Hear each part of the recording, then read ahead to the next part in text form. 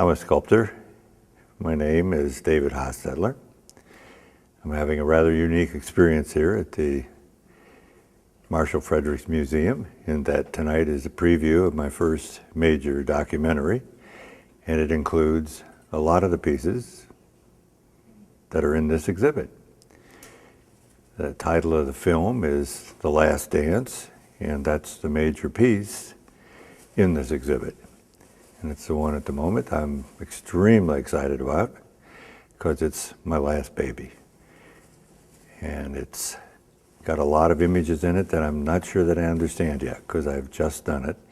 And it usually takes me a while to understand what I've just done, because for artists, the subconscious is the food, and it doesn't reach the conscious level for sometimes a year.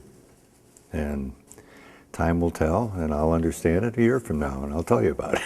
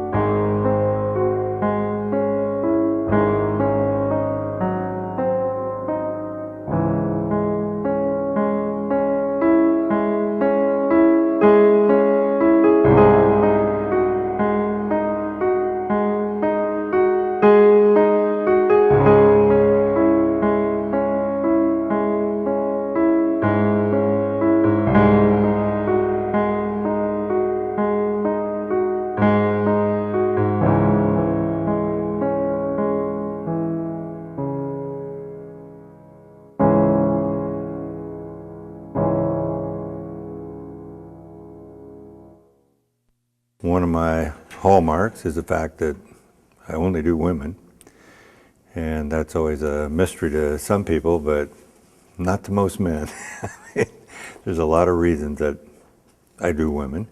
It started out very personal, the women in my life, and as I grew older, I started looking at antique women, pre-Christian, pagan societies, and Ashura is the largest piece in this show.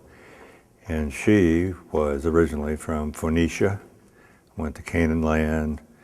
Is a very, very strong woman.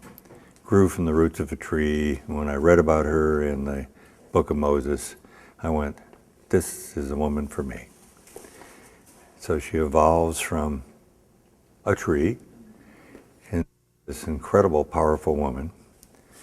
And women for me are the power. And there's so many reasons that I can't elucidate them all here, but I just know that's been my fixation and will probably remain so the rest of my life. When I found Ashura, as I say, one of the strongest women, I really was enamored with the fact that she was a tree goddess, and there are no tree gods, for obvious reasons. Women are the regenerative power, and that's the force of the image, the symbolism of the tree goddess. So you'll see that these women, which represent many cultures, I've got African, Egyptian, they're all there because every culture had a tree goddess. So at this point, I love the fact that they grow from their roots out of the ground, regenerate, and that's the whole idea of women, the regeneration. They be the power. My midlife, which would be in the 50s, when I was in my 40s, I went to New York and was introduced to haute couture. I met models, Harper's Bazaar, and I went from folk women, rather, peasanty types from the Midwest, from where I'm from, and got very enamored with style. So you'll see a number of my pieces that are extremely stylistic, very model-oriented, and that was a given period in my life. And I think any artist goes through multiple periods if they grow. If they get fixated and stop someplace, I look at that as too bad. I'm still growing, still having fun, still looking.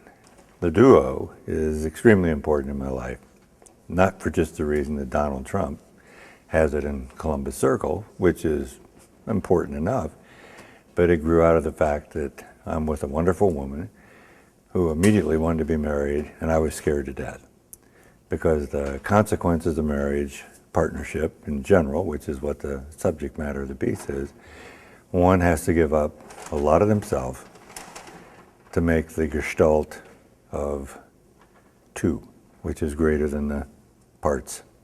So this piece represents that, which is an icon. It's a stereotype. It's something that relates to everyone in our society because it's about all of us. So that's one of my major pieces.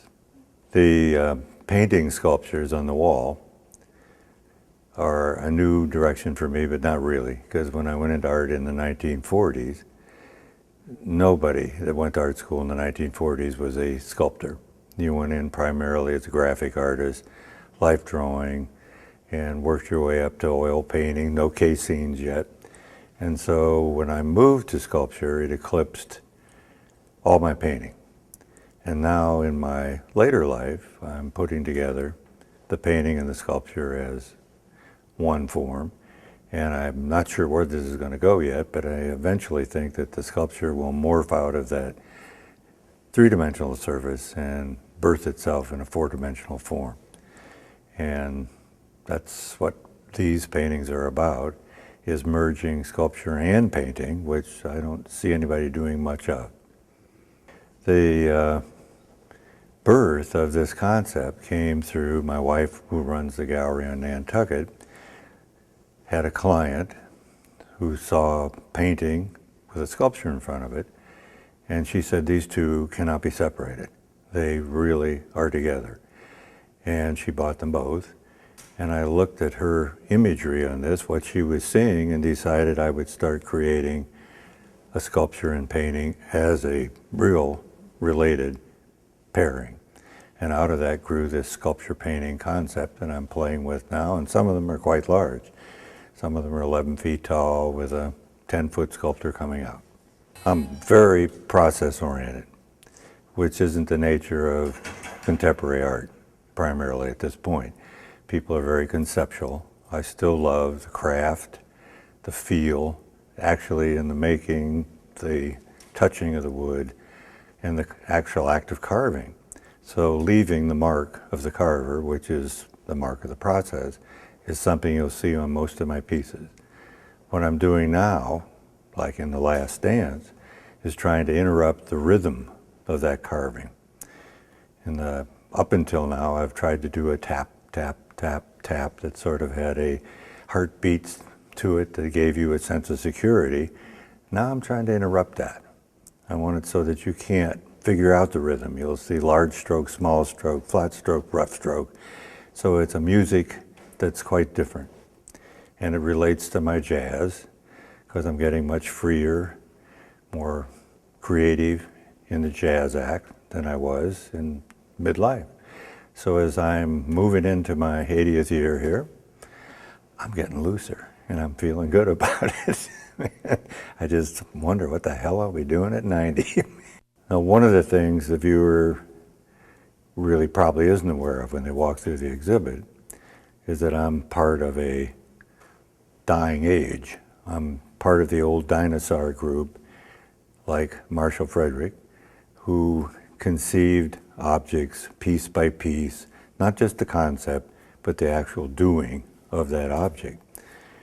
And in today's word, the concept, the TV, video, dance are all fused into art in a way to make an amalgamation that didn't exist when I started.